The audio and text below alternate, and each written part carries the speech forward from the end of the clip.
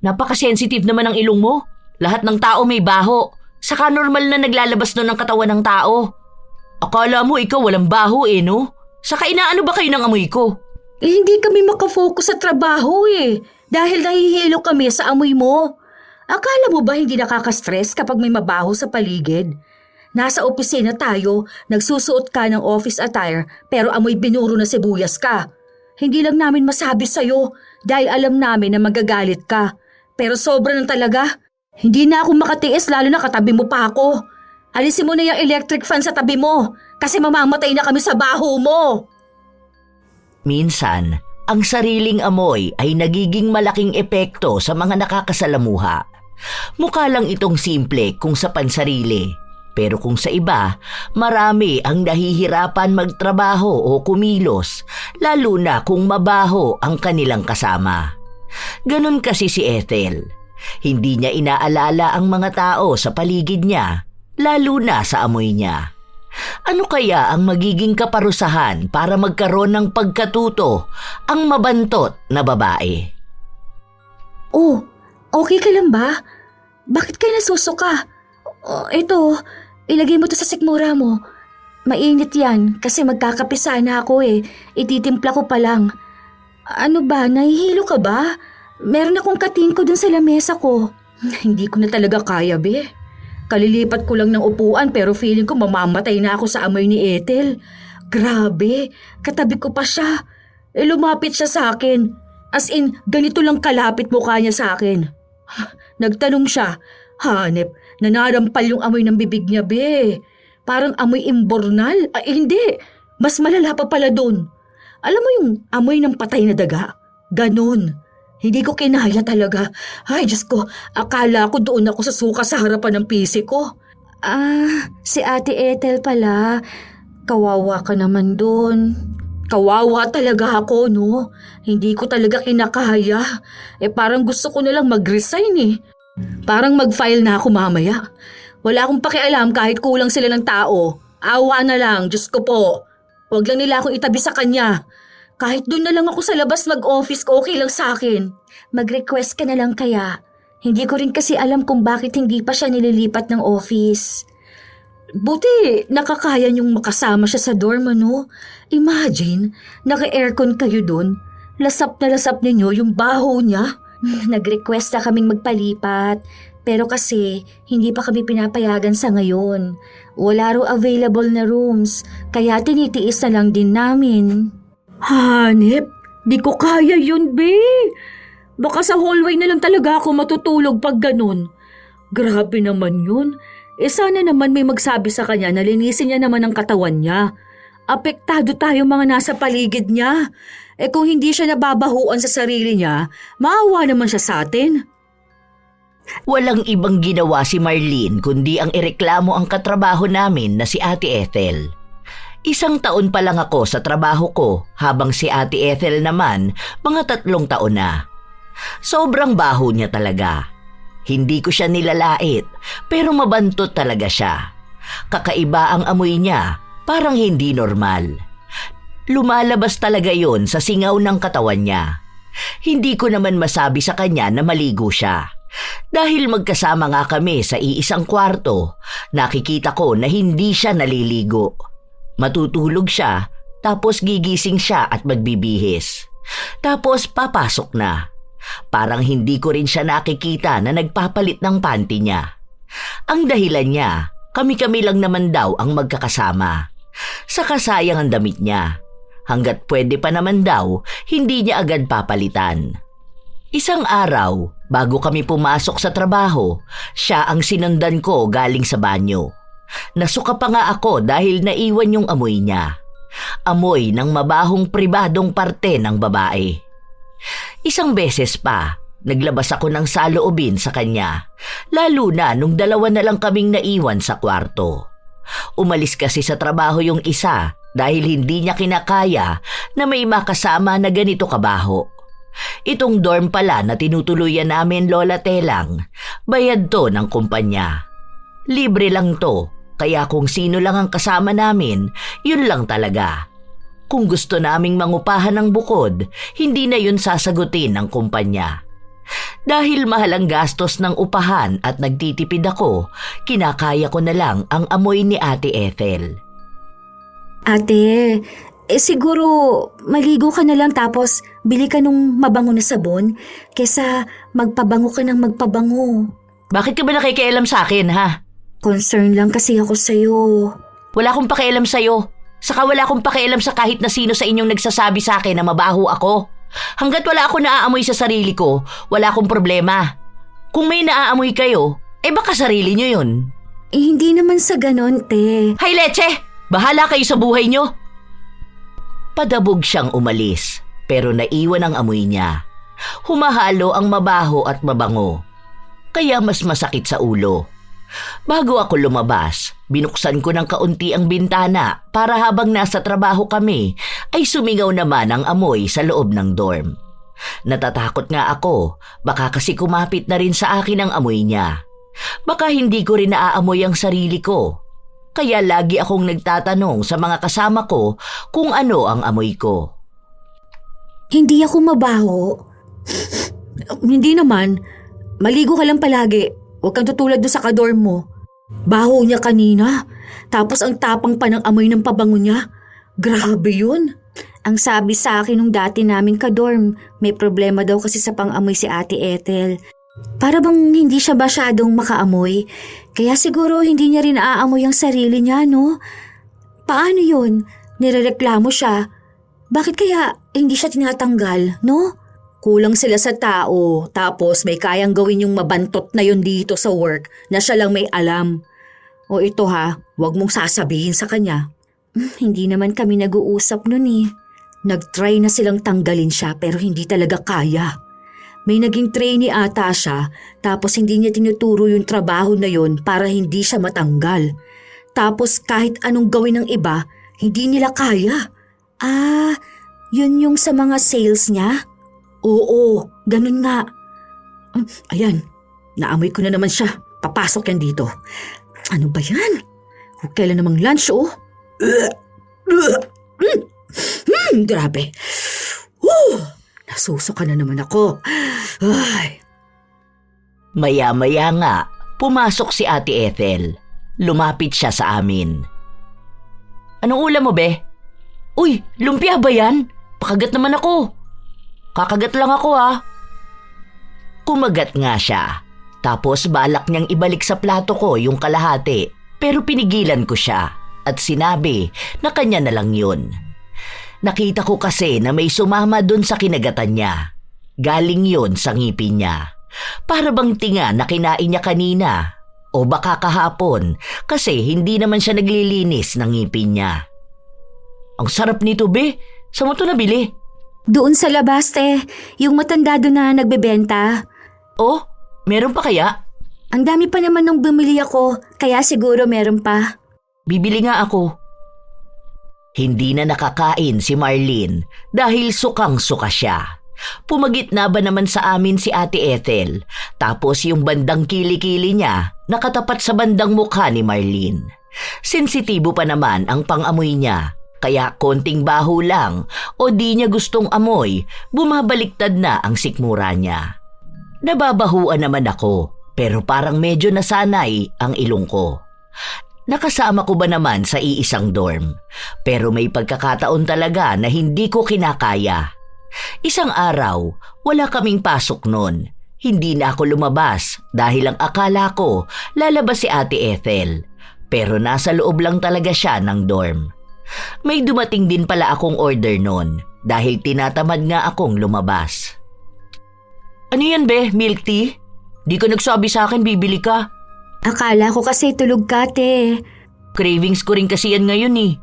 Pengi ako. Patikim lang ako. Isang higop lang. Hindi kasi ako sanay nagpapasip-sip ng inumin ko, te. Ang arte mo naman. Konti lang naman iinumin ko. Gusto ko lang makatikim ulit ng milk tea eh. As in talaga, konti lang. Ayoko talaga, te. Order ka na lang ng iyo. Ito naman parang others. Konti nga lang eh. Akin na, promise, konti lang iinumin ko. Ay, sige, te. Iyo na lang yan. Bakit ba ang arte mo? Ano ba akala mo sa akin may nakamamatay na sakit? Sure ka ba ayaw mo ba? ininuman mo na. Ayoko na niyan. Okay, sige. Bahala ka.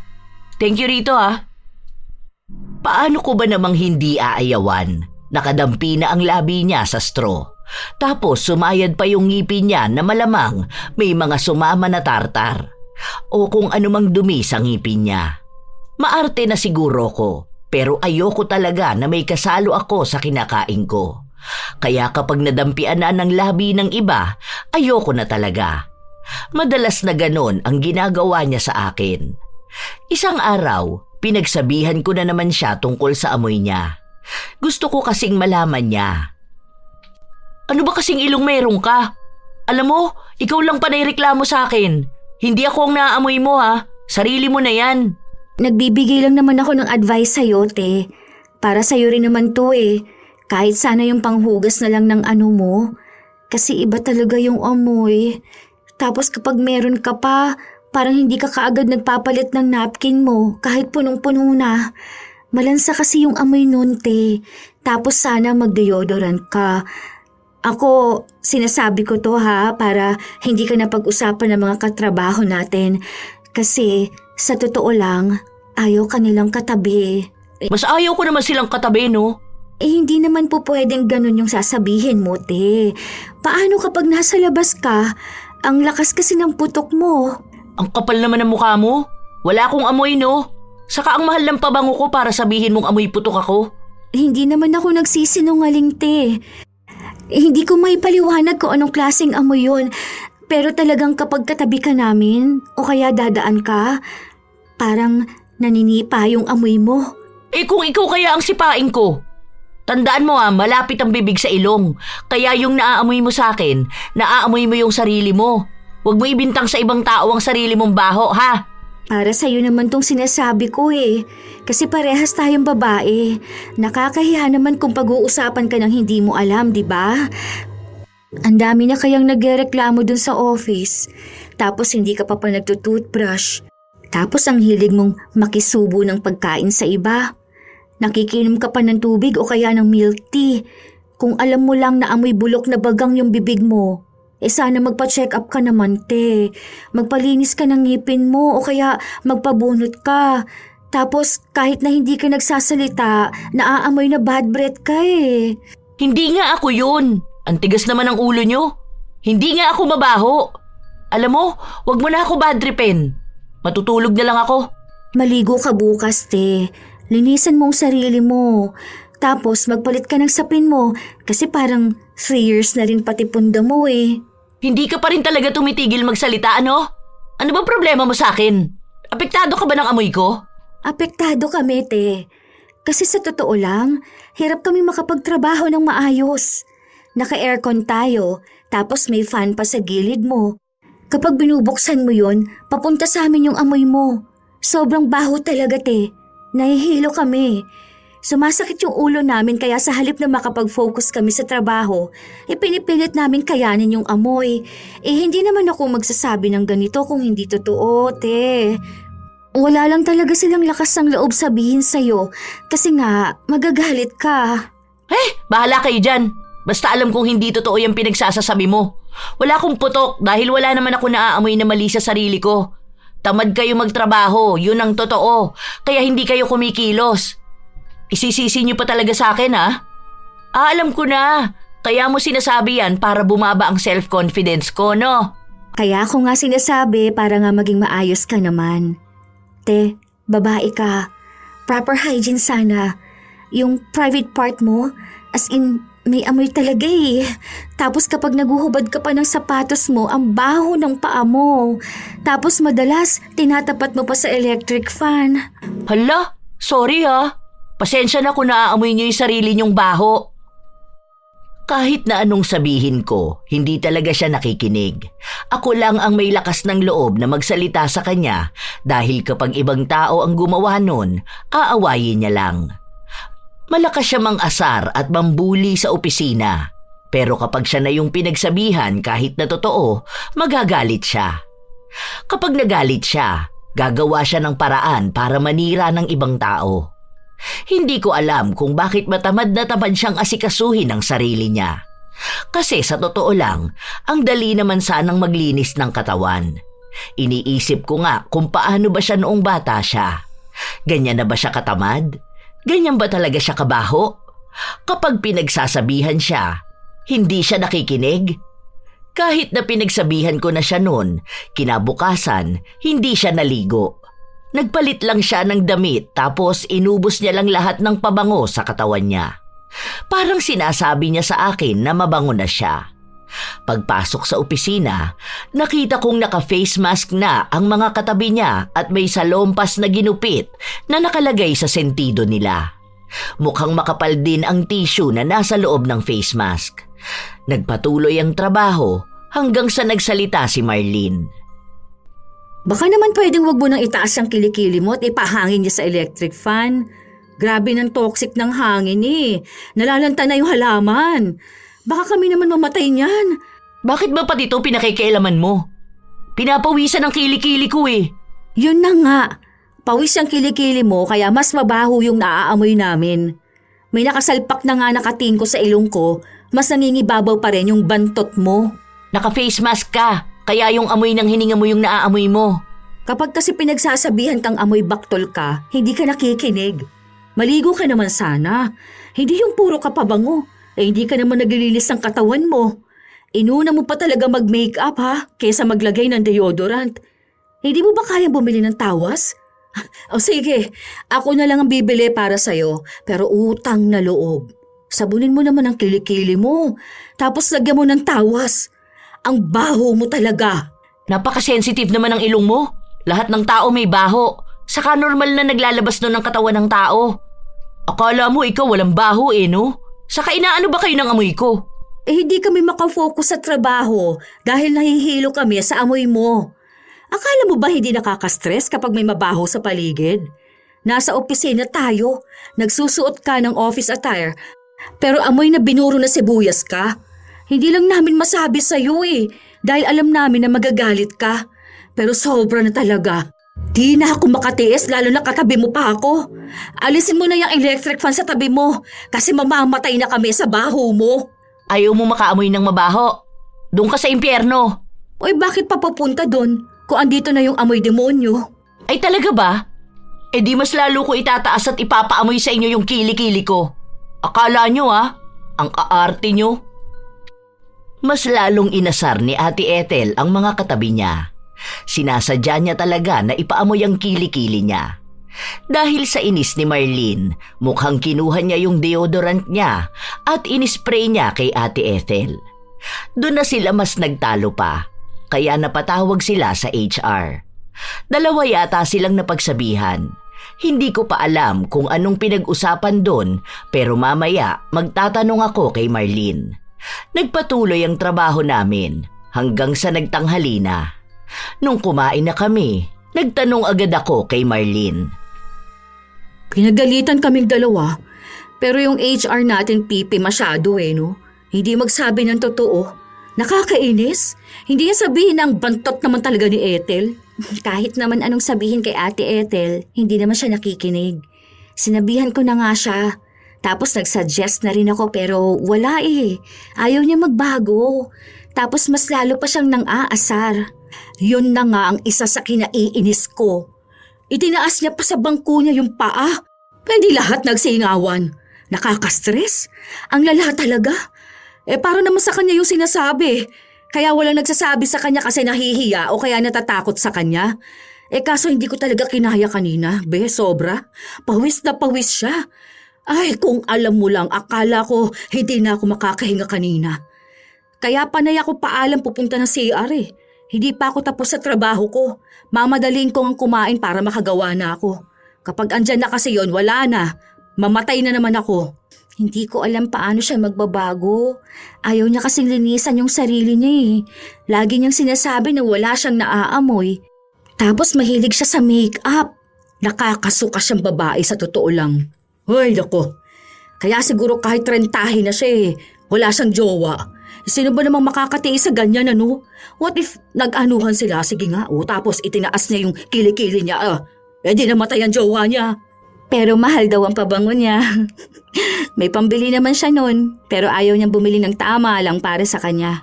I mean, yung sabon, shampoo, o kaya pH care, panghugas niya. Isa pa yan, Diyos ko po. Patawarin talaga ako sa mga masasabi ko. Sobrang baho. Napakabaho ng ano niya. Diyos mio, sinundan ko siya sa cubicle ay kung alam mo lang. Yung amoy ng ano niya, grabe.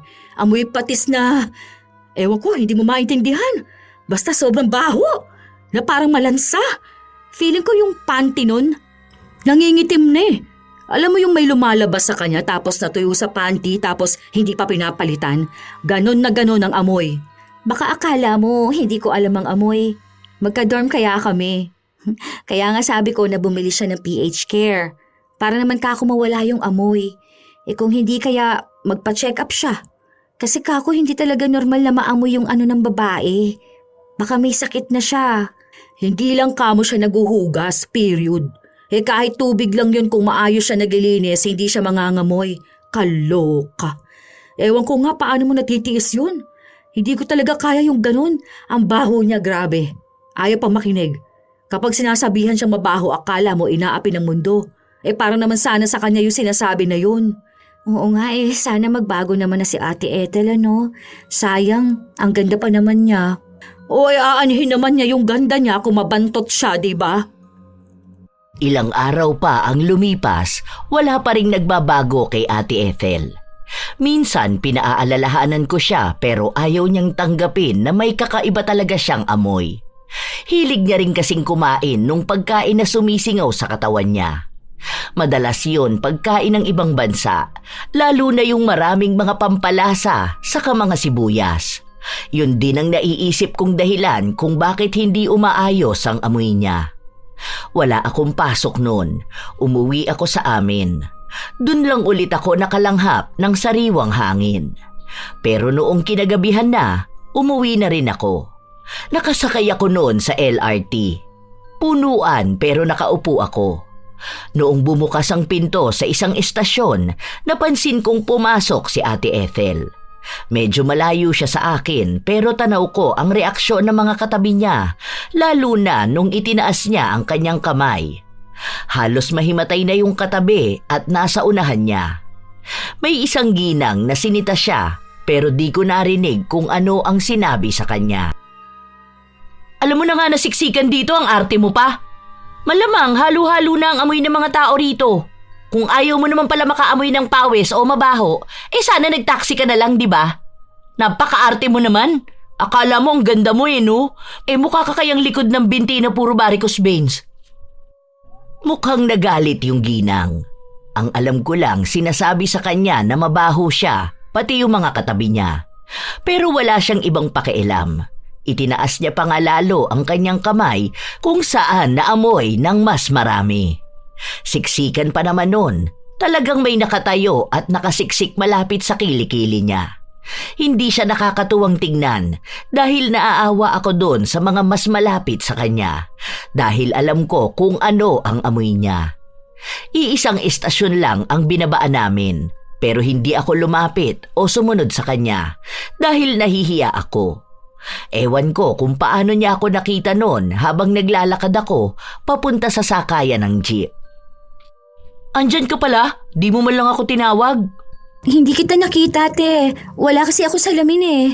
Ay, malabo rin pala mata mo? Oo, te. Pabalik ka na ba sa dorm niyan? Pupunta muna akong palengke, may bibilihin ako. Wala na kasi akong sabon panlabi eh. Sama na pala ako. Bibili lang ako ng sibuyas at kamatis. Gusto kong kumain nun mamaya. Ako na lang bibili. Bakit? Para namang hindi tayo magkakilala niyan. Ang layo mo naman sa akin. Tara nga dito. May jeep na doon, te. Sakay na ako. Puno na ata. Doon ka na lang sa susunod. Huy, sama na ako. Napatakip ang mga nasa jeep matapos naming sumampa. Yung nasa tabi ko, inamoy niya pa ang sarili niya kung siya ba yun. Yung isa naman na nasa tapat, sa akin sila nakatingin na para bang ako yung mabaho. Hiyang-hiya ako noon. Tapos kinakausap pa ako ni Ate Ethel. Hindi ko na alam kung bababa na ba ako o titiisin ko na lang ang panghuhusga ng mga tao. Sa akin kasi sila nakatingin. Baka mamaya may makakita sa akin sa susunod tapos ikwento nila na ang baho ko. Nawawalan pa naman ako ng kumpiyansa sa sarili ko kapag naaamoy kong mabaho ako. Nung huminto na sa palengke, hindi ako bumaba pero bumaba noon si Ate Ethel. Parang nalaman niya lang na wala ako nung umandar na ang sasakyan. Nung nawala siya, nagsimula nang magsalita ang mga tao. Ang baho nga raw. Anong klaseng babae ba siya? Noong nasa dorm na ako, maya-maya lang din ay dumating si Ate Ethel. Bakit naman di ka bumaba? Akala ko ba pupunta ka ng palengke? Hindi na pala, te. Gusto ko na kasi matulog inaantok na ako. Di ka ba sasama mamayang gabi? Doon sa team dinner? Hindi ko alam. Depende. Kapag sinipag ako na lumabas mamaya, baka kasi matulog na rin ako Sumama ka na. Minsan na nga lang may team dinner. Masaya yun. Doon daw tayo sa VIP. Doon sa isang room tapos magpa-party-party tayo doon. Sayawan, ganun. Ang saya nun. Maligo ka muna pala, te. Bakit? Ano ba kinalaman ng pagligo ko doon? Kasi nasa loob tayo ng room. Ibig sabihin nun, kulob. Baka naman hindi mag-enjoy ang mga tao doon. Pasimple ka rin talaga no? Yung ugali mo kakaiba. Kadalasan talaga sa mga maaamo yung muka, sila pa yung mga masasama ang ugali. Masama na pala ang ugali ng isang tao kapag nagsabi siya ng totoo. Nanlalait ka anong akala mo? Hindi panlalait yun. Dinidirekta na kita kasi walang ibang nagsasabi sa'yo. Ewan ko kung bakit hindi ka pinagsabihan ng mga magulang mo noon tungkol sa amoy mo. Kasi imposible naman na hindi nila alam yan. Kasi bago namin naamoy yan, naamoy na nila. Wala namang kasing problema sa amoy ko. Puro ka walang problema. Nahihirapan na ngang huminga yung mga tao sa paligid mo. O yung kanina sa LRT, nakita ko yun. Yung pangit na babae na feeling mabango? Hindi ko alam kung anong sinabi niya sa'yo, pero mukhang totoo naman talaga. Sige, kumampi ka dun. Yun naman ang gusto mo yung bumababa ang tingin ko sa sarili ko. Hindi ko sinabi na bumaba ang tingin mo sa sarili mo. Kung iintindihin mo lang sana ng maigi ang sinasabi ko, maayos mo kung anong mali sa'yo. Kasi kami talaga yung nahihirapan. Kung alam mo lang na yung 8 hours na katabi ka ng mga katrabaho natin, parang wala na yung katapusan sa kanila. Kasi nahihirapan silang huminga Walang maayos na hangin na dumadaloy sa kanila kasi lahat na lang naaamoy nila mabaho. Hindi ko to sinasabi para magsabi ng sama tungkol sa'yo ha. Gusto ko naman kasi na umayos ka na magbago ka. Anong babaguhin ko? Sa ganito na talaga ako. Kayo mag-adjust sa akin. Kung ayaw nila sa amoy ko, wag silang makiamoy. Mag-resign sila, di ba? Kung yung mga tao sa public ayaw makaamoy, mag-taxi sila para solo nila. Iba-iba naman ang mga tao na nakakasalamuha natin Kaya wag mong pilitin na baguhin ang isang tao. So, ayaw mo magbago? Gusto mong magstay sa kung ano ka noon? Gusto mo habang buhay na sasabihin nilang maganda ka sana, kaso napakabaho mo? Ang dali lang naman sanang linisin ang sarili, te. Mag-shower ka. Ang daming tubig. Magbabad ka dun. Tapos bumili ka ng mabangong sabon para kapag naliligo ka, sasama sa balat mo yung amoy. O ano pa ba? Yung shampoo mo. Mura lang din naman ang toothbrush. Magkano lang yan sa grocery, te? Mas mahal pa nga yung iPhone mo. Hanap ka rin ng murang dental clinic. Pabunot ka ng ngipin. Palinis ka na rin tapos bili ka ng deodorant. Ganun lang yan kadali. Kapag nasanay kang gawin yun araw-araw, hindi mo namamalayang hindi ka na bumabaho. Baka magkaroon ka pa ng ibang kaibigan, di ba? Baka magkaroon ka pa ng manliligaw. Hoy, ang dami kong manliligaw, no? Baka gusto mo ipakita ko sa'yo sino mga kachat ko. Nagkakandara pa sila dahil ang ganda ko. Ang ganda mo nga, ang baho mo naman. Malamang online lang yan, no? Chat lang yan. Maamoy ba nila yung putok mo? Huwag mo na lang kasi akong pakialaman. Hindi ko rin naman kailangan ng maraming kaibigan, no? Mga plastic naman ng mga babae. Basta ako nagsasabi lang ako sa'yo. Kanina sa jeep hiyang-hiya ako Kasi ang akala ng iba doon ako yung mabaho. Yun ang dahilan kung bakit hindi ako bumaba ng jeep para pumunta ng palengke. Baka kasi mamaya isipin ng ibang tao na ako yung amoy putok Yan! People pleaser ka kasi. Gusto mo laging maganda ang tingin ng ibang tao sa'yo. Hindi ka nagpapakatotoo sa sarili mo. Gusto mo yung makikita nila lahat na lang maganda sa'yo. Yung kalinisan ng katawan, hindi yun hinihingi ng ibang tao na makita sa'yo, no? Dapat yun yung gusto mong makita sa sarili mo. Ay, huwag na lang tayo magtalot eh. Tumatalsik sa akin yung laway mo. Kapag natuyo pa naman yan, amoy imburnal. Hindi ko na lang siya pinansin kahit na wala siyang ibang ginawa kundi ang magdaldal. Isinarado ko ang kortina ng kama ko para lang hindi ko siya makita. Ayaw niyang makinig eh. Bahala na lang siya sa buhay niya. Nakakapagod naman din siyang pagsabihan na mabaho siya. Hanggang sa isang araw, nagkaroon kami ng isang malaking kliyente. 3 kami na magpe-present doon. Si Ate Ethel, ako at si Marlene. Si Ate Ethel ang gumawa ng ipe-present namin. Ang sabi ko pa nga sa kanya, kahit 2 na lang kami ni Marlene na humarap sa kliyente. Magaling naman sana siyang magsalita. Kaso ang kinatatakot namin, baka yung amoy niya ang ikasira pa ng sanay malaking offer na makukuha namin. Kaya isang araw, bago ang pakikipagkita sa kliyente, nag-usap kami ni Marlene. Ayaw niyang pumayag dahil baka raw kunin natin yung credits. Baka raw hindi natin siya isama kapag naipasa natin yung deal. Naku, hindi naman tayo ganun, no? Sinabi ko nga sa kanya na baka tayo pang masira ang reputasyon dahil mabaho siya, no? O ayun, muntikan na kami magsabunutan kanina. Kaso hindi ko pinatulan. Ayokong hawakan yung buhok niya, ang lagkit kaya nun. Ang oily. Alam mo yung parang amoy bunbuna na naarawan tapos kinuskusan ng sibuyas. Ganun ang amoy ng ulo niya. Amoy ulo talaga, literal. Ay, basta ako tumigil na ako dyan. Suko na ako. Di ko na siya pinagsasabihan kahit nasa dorm kami. Ayoko nang paulit-ulit na lang sabihin sa kanya na mabaho siya. Kung may magic lang ako, kontrolin ko talaga siya na maglinis ng katawan niya. May kulam kaya na ganun? Di ba yung sa mga napapanood ko, yung manika, kinokontrol nila tapos ang mangyayari, yung gustong ipagawa sa kanya. Totoo kaya yun? Tangik, hindi naman totoo yung kulam na yon, no? Fiction lang yon, imbento lang yon. Hoy, totoo kaya yun? Yung kakilala nga ni tita ko nakulam yun eh. Try ko nga yun. Bahala ka dyan. Nakakatakot naman yun, ano? Mas nakakatakot naman yung amoy ni Ethel, no?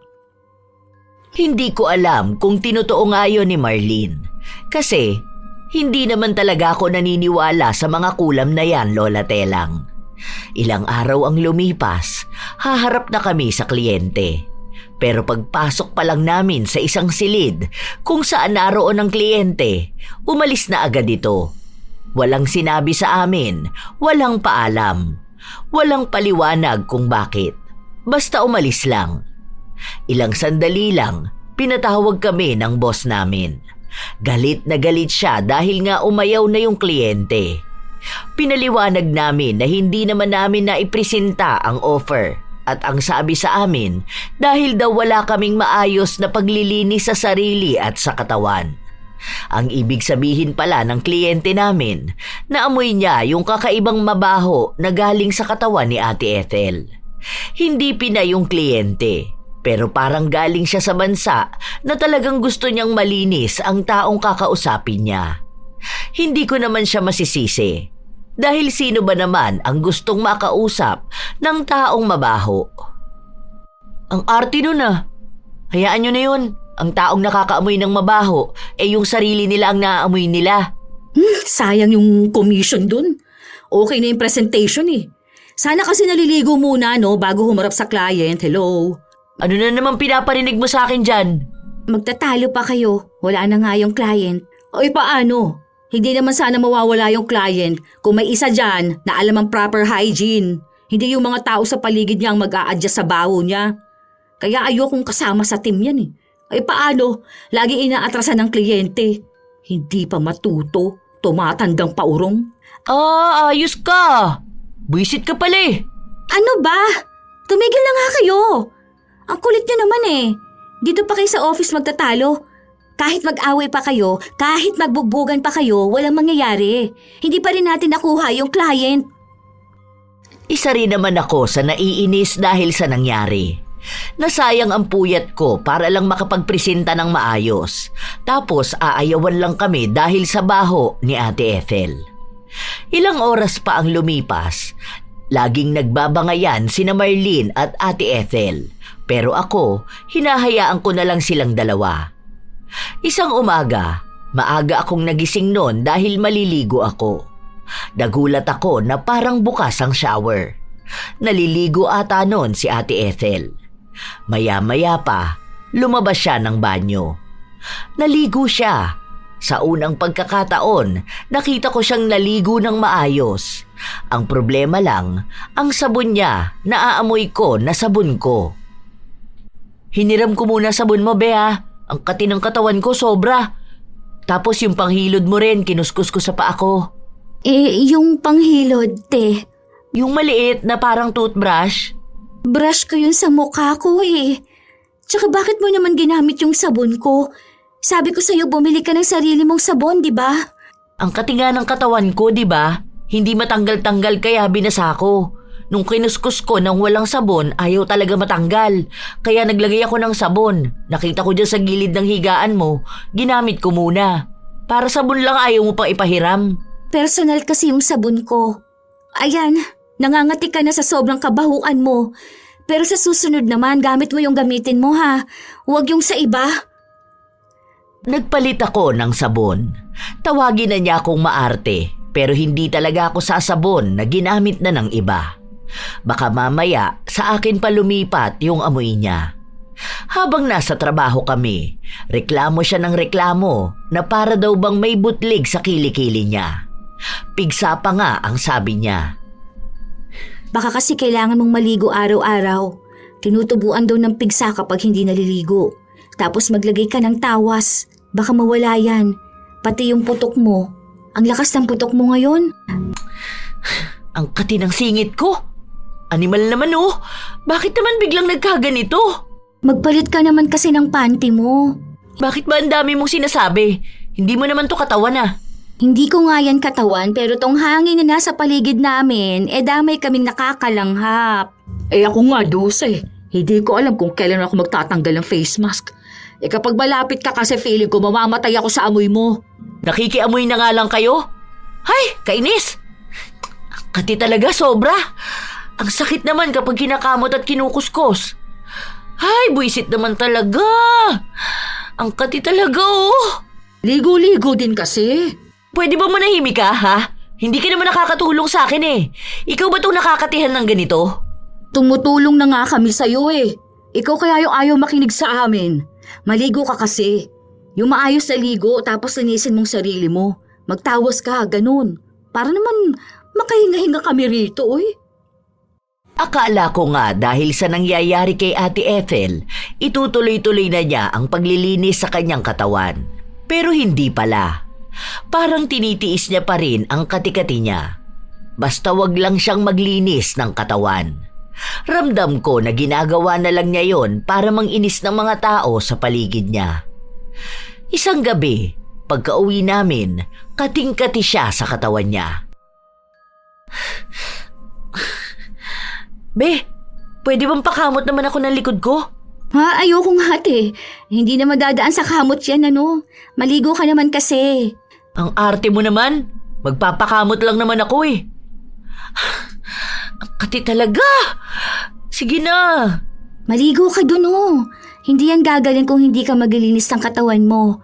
Alam mo ba na kapag hindi ka naglilinis ng katawan mo, binabahayan ng bakterya ang balat mo? Normal na may bakterya ang balat natin. Ang kati talaga. Pakamot ako, sige na oh. Saglit lang. Ang kati, grabe. Ayoko nga. Baka kapag kinamot ko yan may libag na papasok sa kuko ko. Tapos mabaho. Bahala ka dyan. Kapag kinati ka, maligo ka. Pero huwag mong gagamitin yung sabon ko. Bumili ka dyan sa 7-Eleven sa baba oh. Hindi ko siya pinansin. Pinabayaan ko siyang mangati. Ayoko ngang ako pa ang kakamot sa likod niya. Alam ko na agad kung gaano kakapal na libag ang makukuha ng mga kuko ko. Nakatulog ako noon. Hindi ko alam kung naligo ba siya. Pagpasok ko kinabukasan, maaga ako sa opisina kaya kami pa lang ni Marlene ang naroon. O ano, kumusta na yung amoy demonyo na kadorm mo? Yung pamatayang pabango? Ewan ko dun. Tulog pa siya nung umalis ako. Binaon ko nga yung gamit ko eh. Andito yung sabon ko, yung toothbrush ko, tapos yung panghilod ko. Ay, tinakas ko sa kanya. Wala akong tiwala sa kanya, no? What if yung tuwalya mong ginamit niya? Uy, wag naman. Nag-overthink siya. Lalaban ko na lang yun. Parang ano naman kasi, bayan. Ewan ko, kung natatamaan ata ang ego niya kapag sinisita siya sa amoy niya. Ayoko naman maging plastic na hayaan siyang mangamoy ng ganong kabaho. Mas malala nga ngayon eh. 'Di ba? Ang lansa niya kasi meron siya. Mas malansa sa dorm kasi yung isang napkin niya buong araw na yun, hello. Tapos natanggalin niya lang kapag magpapalit na siya. Kahit na puno na yun, natutuyo na lang ata. Hala, kaya pala, ibang amoy niya sa baba, ano? Ang tapang din. Sana nga maligo na siya. Magpalit na rin sana siya ng higaan niya. Nanggigitata talaga sa dumi. Kaya kada babangon siya ang baho niya rin. Amoy higaan na inamag na. Ewan ko lang ha kung anong gagawin niya dun sa katawan niya. Nangangati kasi siya. Alam mo ba kung bakit ganon? Mika, Pinakulam ko kasi siya. ha? Hoy, baliw ka! Totoo ba? Oo nga. Di ba sabi ko sa'yo papakulam ko siya? O pero ano, hindi naman yung masama na nakamamatay, no? Ano lang, parang mild lang na parusa sa kanya ba? Meron palang ganun eh. Akala ko nga hindi yun totoo kasi 2 months ago ko na yun pinagawa tapos hindi naman tumatalab sa kanya. O tapos ngayon, ayan, nagkaroon siya ng butlig sa katawan niya. Kapag natuto na siyang maligo saka mag-ayos ng sarili niya, yung asina, matuto na siyang magkaroon ng disiplina. O ayun, magiging magaling na rin siya. Baka may balik naman sa'yo yung kulam. What if ikaw naman yung mag-amoy putok? Tangik, wag naman oy. Mabaho ba ako? Di naman ah. Hoy, hinukuskus kong kilikili ko ha. Tapos naglalagay ako ng deodorant, no? Dove pa kaya gamit ko? Tagal ko rin naliligo, no? Habang nag-uusap kaming dalawa ni Marlene, dumating naman si Ate Ethel. Nakakapanibago kasi naligo siya. Himala na naman. Akala ko makikipagmatigasan siya sa kati niya sa katawan. Pero kahit na naligo siya, ang baho niya pa rin. Amoy putok pa rin siya. Hindi naman ata siya nagsabon o baka hindi siya marunong maglinis ng katawan niya. Yung tamang paraan. Pero siguro wala namang taong ganon. Hinayaan ko na lang siya. Minsan naliligo siya, minsan naman hindi. Pero lagi pa ring may kumakati sa kanya. Ayoko na siyang pagsalitaan pa kasi baka bumalik na naman siya sa walang ligo-ligo. Kapag pinapansin kasi siya o kaya ay pinagsasabihan, mas lalo niyang pinapalala ang amoy niya. Dumating ang Pasko. 3 araw kaming walang pasok noon kaya umuwi ako sa bahay. Nung bumalik ako sa dorm, naabutan kong nandoon si Ate Ethel. Ang bilis mo naman yata nakabalik. Di ba malayo ang bahay ninyo? Hindi naman ako umuwi. Saan ka pala nagpunta? Dito lang ako nag-celebrate ng Christmas, pati naman New Year. Bakit? Ayaw mo bang umuwi sa inyo? Ano namang gagawin ko dun? Para makasama mong pamilya mo. Hindi mo ba sila namimiss? Hindi ka ba nila hinahanap? Hindi naman ako mahalaga sa mga yun, no? Magkakaaway ba kayo? Nilalayuan nila ako eh. Saka wala naman akong pakialam sa kanila, no? Bakit ka nila nilayuan? Baka kasi dahil sa amoy mo? Kasi yun na nga ang sinasabi ko sa'yo, di ba? Na baka mawalan na ng ibang tao na lalapit sa'yo dahil sa amoy mo. Ikaw lang din naman ang dahilan kung bakit nagkakaganyan ka eh. Wala ka namang alam. Di sabihin mo sa akin kung ano yung hindi ko alam. Maiintindihan naman kita eh. Maiintindihan mo ko eh, nauna mo na nga ako na judge. Saka wala akong oras ikwento sa ibang tao kung anong buhay ko. Hindi naman tayo magkaibigan. Hindi ko na siya pinilit na sabihin sa akin kung ano ang problema niya. Ang iniisip ko na lang, dahil nga sa amoy niya.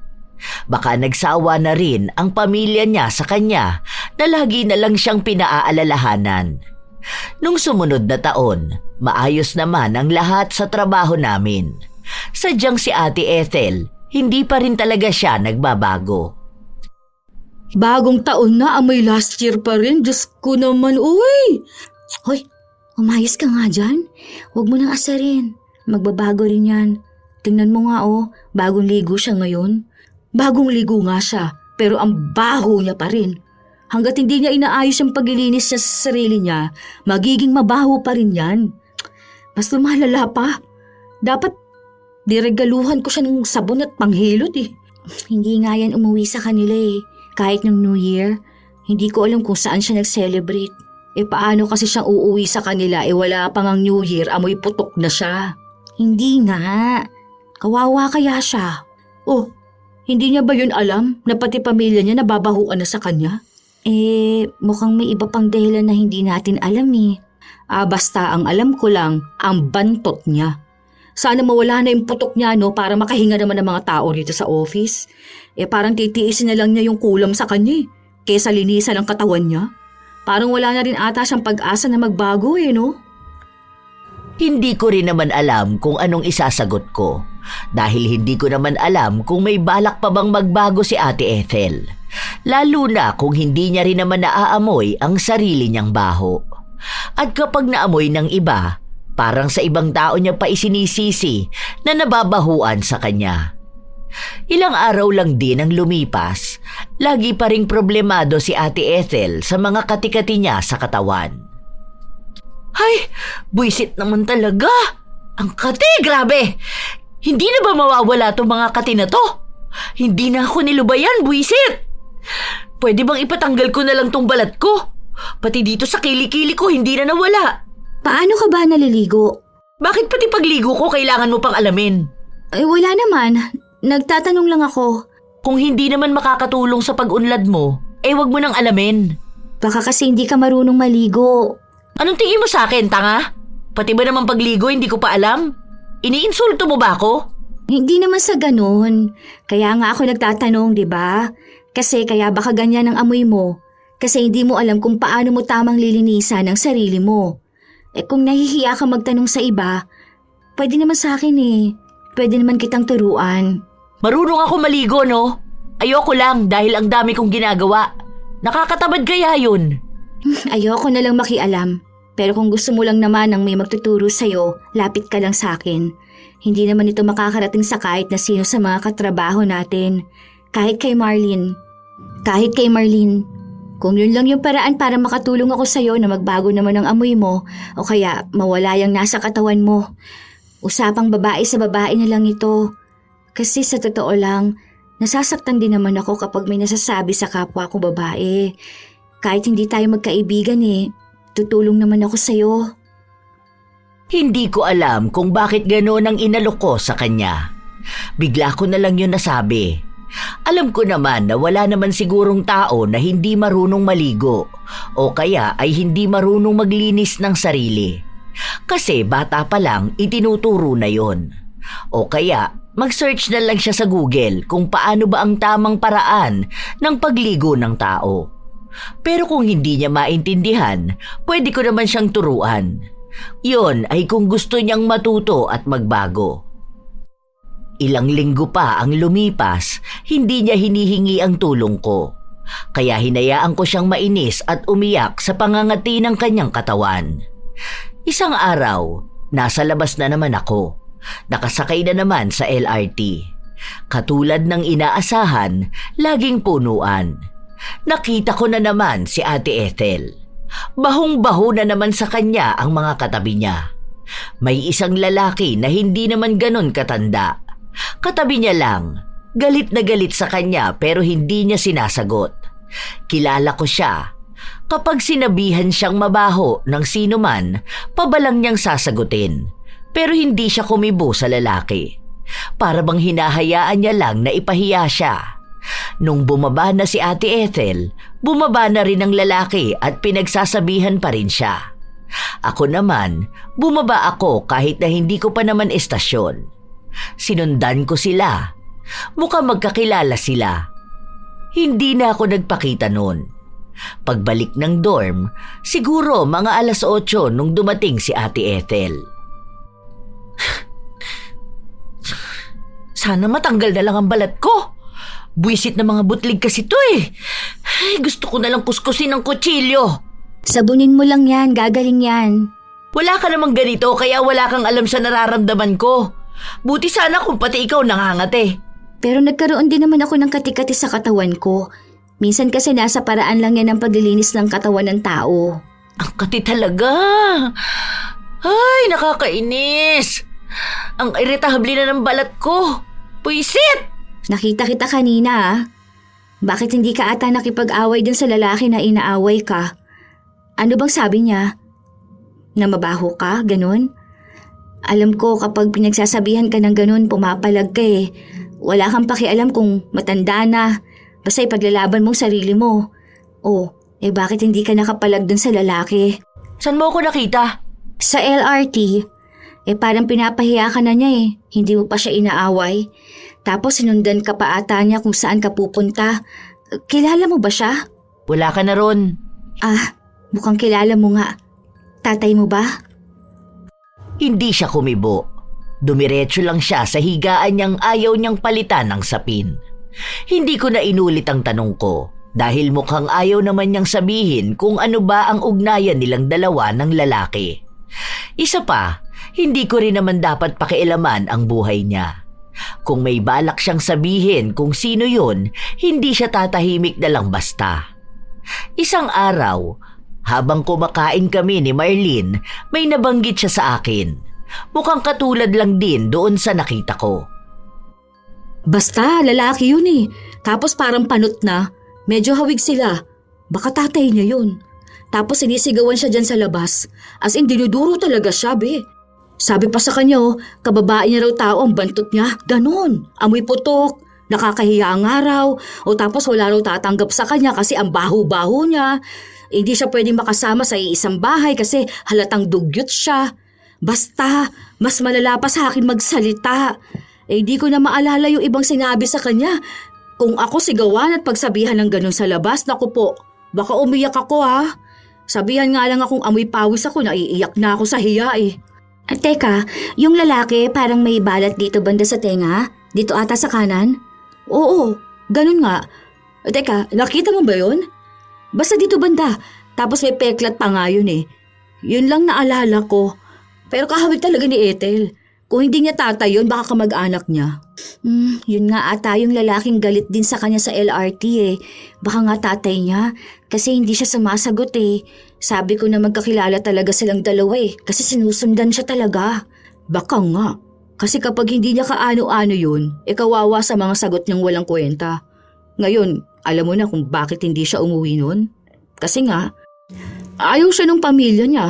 Kahit naman ako ayaw ko sa mabantot na tao Itakwil ko talaga siya. Ano kayang dahilan kung bakit siya ganyan? Kasi nga, dugyot siya. Period. Hindi, baka may problema siya. Mental health? Basta yung parang may problema siya na hindi niya masabi. Naawa tuloy ako sa kanya. Ang lalako pa naman mang-judge sa kanya noon. Be, normal lang naman na mang-judge ka kung malala ang baho. Sana naglinis siya ng katawan niya kung ayaw naman pala niyang mahusgahan siya, di ba? Kaso hindi niya ginagawa. Mas lalo tuloy lumalim ang kagustuhan kong alamin kung ano bang buhay ni Ate Ethel. Malakas ang pakiramdam ko na may kinalaman ng kabataan niya sa nangyayari sa kanya ngayon. Pero ayaw ko naman siyang pilitin. Hahayaan ko na lang siyang magsabi siya sa akin. Baka kapag naramdaman niyang ligtas siya sa akin, aamin din siya. Hanggang sa isang araw na wala kaming pasok. Hindi ako umuwi. Nasa dorm lang ako. Begising ka ba? Bakit? Hindi ka ba aalis? Hindi naman. Ang hirap magbiyahe ngayon eh. Baka wala akong masakyan. May traffic lang ako. Dito na lang ako magpapahinga. Bakit? Aalis ka ba? Hindi naman. Wala naman. May sasabihin ka ba sa akin? Hindi. Wala. Okay na pala. Sige, pero kung may sasabihin ka, okay lang naman din sa akin. Sabihin mo na lang kaagad. Huwag na yung paligoy-ligoy pa. Sobrang baho ko ba talaga? Alam mo na kung anong sagot ko dyan. Hindi ko na kailangang ulitin. Hindi ko alam kung paano ko sasabihin eh. Pero paano ba maligo ng tama? Yung pagligo talaga na ginagawa nyo. Yung maayos na nakakatanggal ng baho. Huwag mo ko tawanan ha. Nagtatanong ako ng seryoso. Uy, yun lang pala eh. Sana kanina mo pa sinabi. May sabon ka na ba? May shampoo ka na? May binili ka bang toothbrush? Turuan na lang kita. Meron naman, kaso di ko alam kung tama yun. Nakita ko lang sa Google eh. Tapos pinagbibili ko. Dinampot ko na lang yung kapangalan. Pero hindi ko alam kung paano gamitin yun. Nahihiya lang akong kausapin ka eh. Baka kasi, alam mo yun, hindi ako sanay humingi ng tulong sa iba eh. Lalo na yung ganito na dapat alam ko. Sa dami kong natutunan sa buhay at sa trabaho, yung pagligo pa hindi ko alam. Okay, sige. Ganito. Kapag naligo ka, di ba, bubuksan mo yung shower. Tapos, babasain mo yung buo mong katawan. Isabon mo yung binili mo. Then, banlawan mo. Tapos, magsabon ka ulit. Tapos, maghilod ka. Kapag tapos nun, yung shampoo naman sa anit mo. Tapos, ganito gawin mo, te. Diba? Nakuskus mo na sa anit. Dito naman sa strand. Pero ako kasi sa anit lang tapos conditioner na sa baba ng buhok ko. Kapag tapos mong maligo, toothbrush ka na. Tapos, hilamos ka na. Then, magpunis ka na ng katawan mo tapos maglagay ka ng deodorant. Ganun lang yun kadali. Sige, maliligo na ako ngayon. Magtatanong na lang ako sa'yo kapag di ko alam paano gagawin ha. Huwag mo kong tatawanan na kahit na nakakahiya tong pinaggagawa ko. Go lang, tuturuan kita sa iba pa. Ay, huwag mong kakalimutan maghugas ha. Alam mo na kung ano yon. Hindi ko alam kung seryoso si Ate Ethel na nagpapaturo sa akin kung paano maligo. Kasi hindi ko naman maisip na may mga tao pala talaga na hindi alam ang tamang paraan ng pagligo. Habang nasa loob nga siya, tinatanong niya pa sa akin kung kailangan niyang kuskusin kung anumang parte ng katawan niya. Ako naman, sinasabi ko kung kailangan. Nung natapos na siyang maligo, tinuruan ko kung paano ang tamang paglalagay ng deodorant. Hindi ko alam na hindi pala niya alam ang ganon. Diba? Mas masaya at mas maganda kapag naliligo ka. Kapag malinis at mabango ka. Kaya mo naman pala yung ganyan. Nagpakabaho ka pa ng sobra. Sabi sa'yo madali lang yung ganyan eh. Kung sana noon mo pa ginawa yung ganyan, hindi ka sana iniwasan ng iba. Hindi ko naman maamoy ang sarili ko. Ganon naman ata minsan no? Di naaamoy ang sarili. Kaso ako kasi talagang walang naaamoy sa paligid ko. Minsan lang pero mabilis din mawala. Seryoso ka ba talaga na hindi mo alam paanong maligo ng tama? Ano bang gawa mo nung bata ka? Anong pagligo ang ipinapakita ng mga magulang mo? Oo. Ang alam ko lang magbabasa ng katawan, tapos konting sabon, tapos banlaw, tapos na. Bihis, tapos pabango. Ganun lang. Tapos nung bata ako, hindi ako pwedeng maligo araw-araw kasi ang hirap ng tubig nun eh. Kapag naliligo ako, ang ginagamit ko yung pinagbanlawan ng kapatid ko. Sinasala yun sa planggana, tapos yun na gagamitin ko. Kaya akala ko ganun lang yun. Ay bakit? Hindi ba itinuro ng mga magulang mo kung paano maligo? Bata pa lang tayo, alam na nating maligo. Kung may amoy putok, dapat itinuro sa'yo paano maglagay ng tawa sa kilikili mo. Wala namang pakialam sa akin ang mga yun eh. Hindi naman ako mahal ng mga magulang ko. Yung nakita mong lalaki, tatay ko yun. Noon hindi ako pinapansin nun. As in hindi talaga kami nag-uusap dalawa ah.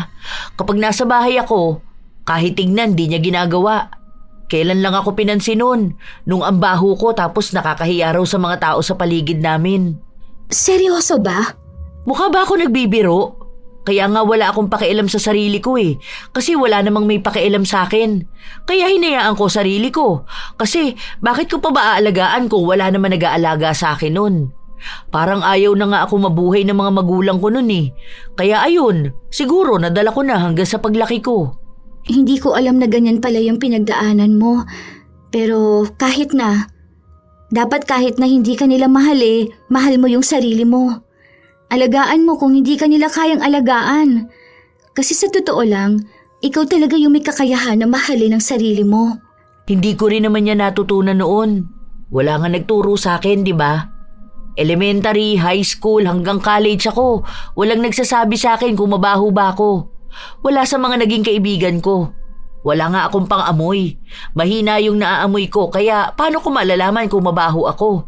Dahil hindi ko alam na mabaho ako, hinayaan ko sarili ko. Kaso, hindi ko naman alam paano magtatanggal ng baho.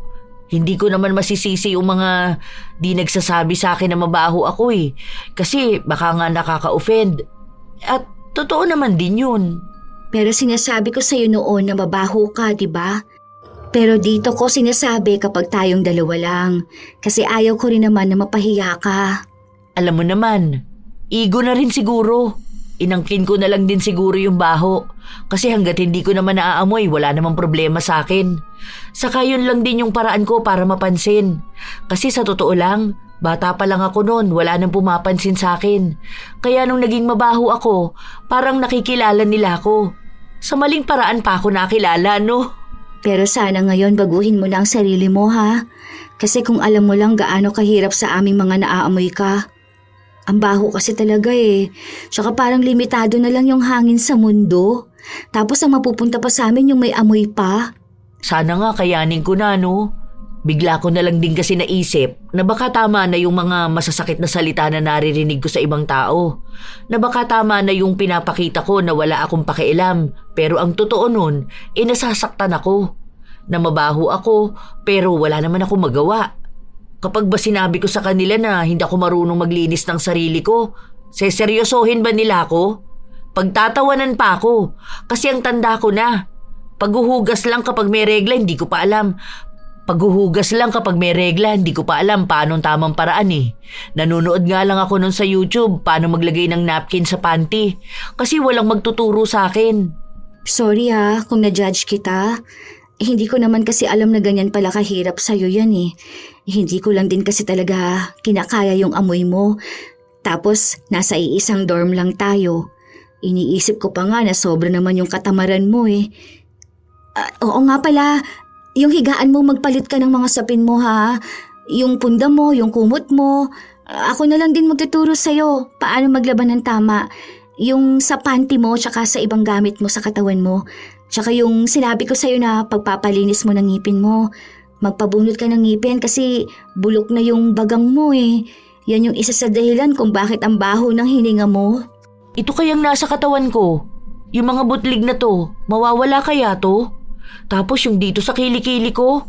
Di ba sabi ko parang meron akong pigsa ata? Paano kaya to gagaling? May iniinom daw na gamot sa ganito eh.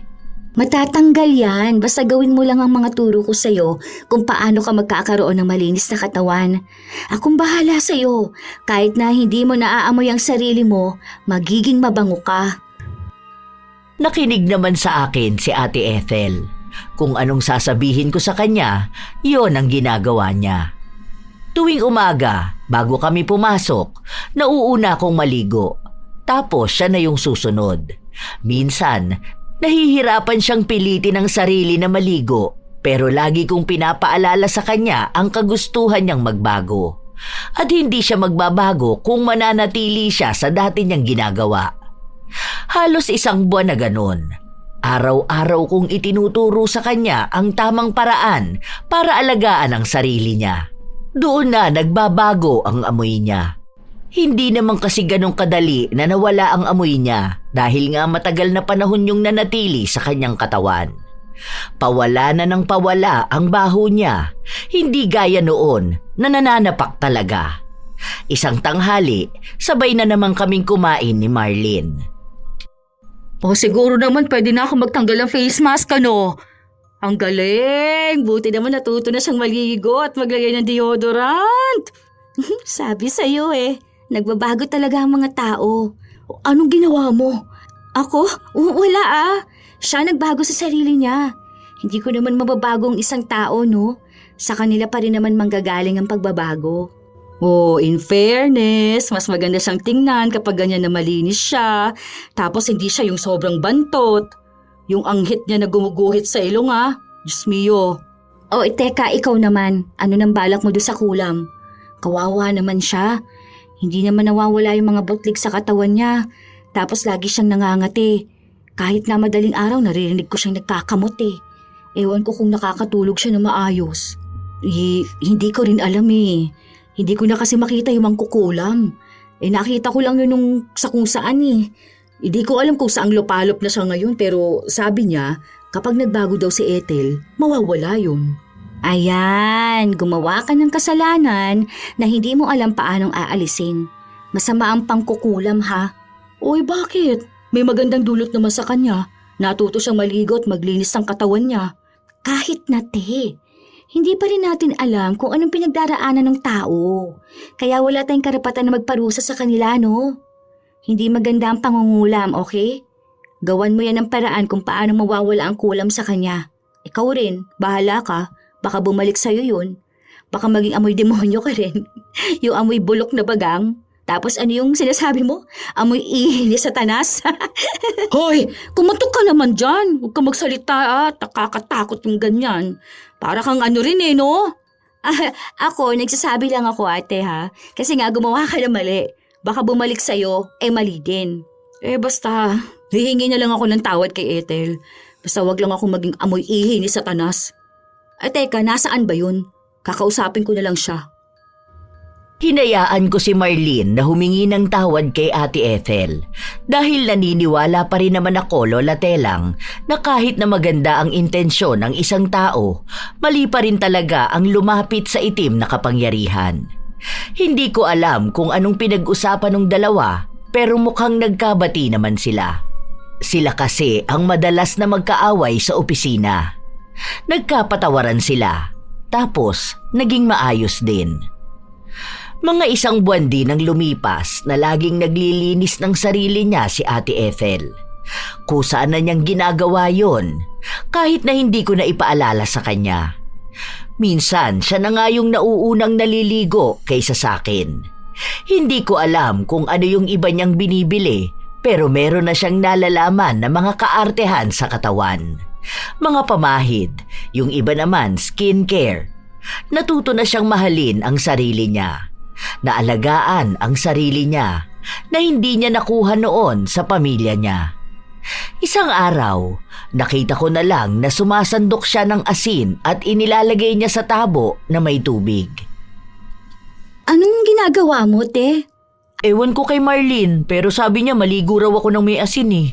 Tapos mga 9 days ata yun tuloy-tuloy para daw gumaling na tong mga butlig-butlig ko.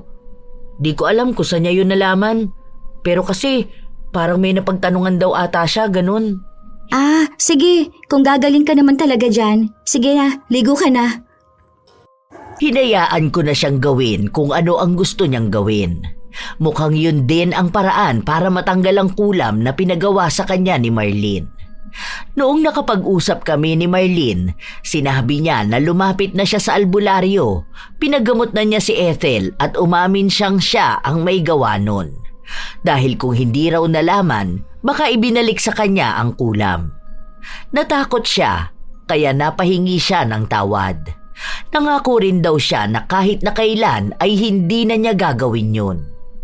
Nanaginip din daw kasi siya na nasa jeep siya. Tapos yung mga tao nakatakip ng ilong nila at bahong-baho sa kanya. Parang naging masamang panaginip na sa kanya. Tapos nakonsensya na rin. Basta ang alam ko lang din na wala yung mga butlig sa katawan ni Ate Ethel. Saka yung problema na sinasabi niya tungkol sa pigsa sa kilikili niya. Yun na rin ang naging simula para maging malinis at mabango siya. Minsan, tinatanong niya kung naaamoy ba na may mabaho sa kanya dahil wala nga siyang pang-amoy. Pero ang sabi ko sa kanya, kapag mabaho siya ay sasabihin ko sa kanya. Hindi ko na ililihim pa para malaman niya rin kung may kailangan siyang gawin. Ano te, uuwi ka ba sa inyo mamaya? Oo, uuwi ako. Ngayon nga lang ulit ako makakabalik dun eh. Kasi nga parang pinalayas na ako dun sa lugar namin dahil sa baho ko. Ayaw mo yun? Ngayon babalik ka na mabango ka na. Aba, hindi ka na nila pwedeng apihin doon ano? Mabango yung pinili kong pabango para sa'yo ha. Hindi siya matapang. Bagay sa'yo. Kinakabahan nga ako eh. Baka ano, alam mo yun, baka kapag nakita pa lang nila ako sa malayo lumayo na sila sa akin. Hindi mo na kasalanan yon. Kung ayaw nila sa'yo, ang sabi ko, piliin mong sarili mo, di ba? Kung hindi ka nila mahal, mahalin mong sarili mo. Kung hindi ka nila tanggap, di tanggapin mong sarili mo. Lagi kong sinasabi sa'yo, kung natanggal mong baho na matagal mong bitbit, kaya mo ring baguhin ang pananaw mo sa pamilya mo, sa buhay mo, at sa sarili mo. Alam mo, di talaga sapat yung salamat lang sa dami mong tulong sa akin. Ngayon, may kumpiyansa na ako sa sarili ko. Hindi ko na napapansin yung mga tao sa paligid kong nagtatakip ng ilong nila. Basta kahit na anong mangyari, huwag mong kakalimutan yung mga payo ko sa'yo. Mas maganda ka kapag mabango ka. Laging sinasabi ni Ate Ethel na malaki ang naitulong ko sa kanya, pero hindi niya alam na mas malaki ang naitulong niya sa kanyang sarili. Dahil natuto siyang baguhin kung ano ang nakasanayan niya. Hindi siya natakot na aralin ng simpleng bagay lang para sa iba, pero malaki na para sa kanya. Hindi rin naman ako makapaniwala na may nakilala akong tao na walang nagturo kung paano linisan ang sarili. Lumaki na walang nagsasabi sa kanya na mabaho siya. Doon ko lang din napagtanto na wala naman palang masama na magsabi sa isang tao ng totoo niyang amoy. Dahil minsan, baka hindi lang talaga nila naaamoy ang sarili nila, kaya hindi nila alam kung paano mababago. Sa ngayon, Lola Telang, nasa iisang trabaho pa rin kaming tatlo. Naging magkaibigan na nga sina Marlene at Ate Ethel. Silang dalawa ang magkatabi, tapos minsan nag-aasaran sila. Yung dating kinagagalit ni Ate Ethel, ginagawa na lang biro sa kanya. Kasi alam niya rin sa sarili niyang hindi na ganon ang amoy niya. May isang bagay din pala akong natutunan. Kapag nakakaamoy ako ng taong mabaho, naiisip ko na baka hindi talaga sila tamad. Baka hindi talaga sila dugyot. Baka hindi lang nila alam kung paano mahalin ang kanilang sarili. Siguro may ibang taong sinasadya, pero may mga tao pa ring hindi alam ang tama dahil walang nagturo sa kanila. Mahirap naman talagang magkaroon ng kasama na mabaho. Hindi dahil maarte ang mga tao, kundi dahil ang hangin ay para sa lahat. At kapag may isang taong pabaya sa sarili, lahat ay nadadamay. Hindi rin kasalanan kung mahilo o masuka kapag nakakaamoy ng mabaho dahil natural naman itong reaksyon ng katawan. Pero sa ganito, hindi lang naman ilong ang apektado, pati na rin ang pakikisama at ang pagbibigay ng respeto. Unti-unting umiiwas ang mga tao, hindi dahil galit sila, kundi dahil wala na silang lakas magtiis. May mga taong mabaho, hindi dahil masama silang tao, kundi dahil hindi sila naturuan, napabayaan o nasanay na sa sariling kalagayan. Pero kapag paulit-ulit ng sinasabi at patuloy pa ring walang ginagawa, doon na pumapasok ang responsibilidad. Hindi lahat ng totoo ay panlalait. Minsan, yun na ang huling paalala bago tuluyang talikuran ng mundo ang isang tao. Huwag sanang gawing kaaway ang isang taong nagsasabi ng totoo na mabaho ka. Lalo na kung para naman yon sa iyong kapakanan. Dahil mas madaling maligo at maglinis ng katawan kaysa maghanap ng bagong kaibigan, bagong trabaho o bagong lugar na tatanggap sa iyo. Tandaan na ang kalinisan ay hindi tungkol sa pagpapaganda, kundi sa paggalang sa sarili at sa hangin na sabay na nilalanghap ng iba. Kaya mga apo, laging maging mabango. Mahirap na ang buhay, kaya huwag na nating pahirapan huminga ang mga tao sa paligid. Kayo ba? May kakilala rin ba kayong mabantot? Isang tao na ayaw magbago kahit sinasabi na sa kanya? Ibahagi nyo naman ang sarili nyong karanasan na makapigil hininga. Kasabay ng inyong komento ukol sa ating bagong kwento. Naway naghatid ito ng magandang aral sa inyo.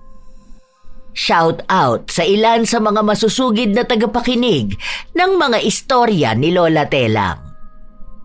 Angeline Rabi, Jean Marie Gastar, Hana Beatriz 7, Hazel Fiesta, Lori Inaldo from UAE, Jo Marie Laurente from Tago, Surigao del Sur, Lorena Morate, Charita Dacles, Noemi Garcia Pabunan from Hong Kong, Jen C, Jenna, Giliana, Jairel, Michael at Jairine, Nilda Dultra, Maan Estrada, Mel Santarita, Yolanda Blanco, Larnie Azurin, Ros Maitland, Willaine Elicano, Vivienne Baterbonia, Roy Lacandalo, Kim Charis Ann Leliza. Shout out din sa lahat ng mga laging nakikinig sa iba't ibang sangay ng mga convenience stores gaya ng 7-Eleven at Alphamart na palaging natsetsempohan ng lola. Sa lahat ng mga tagapakinig sa palengke, mga beauty salon, mga patahian, mga taxi at kung saan-saan pa. Ito ang inyong Lola Telang at maraming salamat sa palagi ninyong pakikinig, mga apo.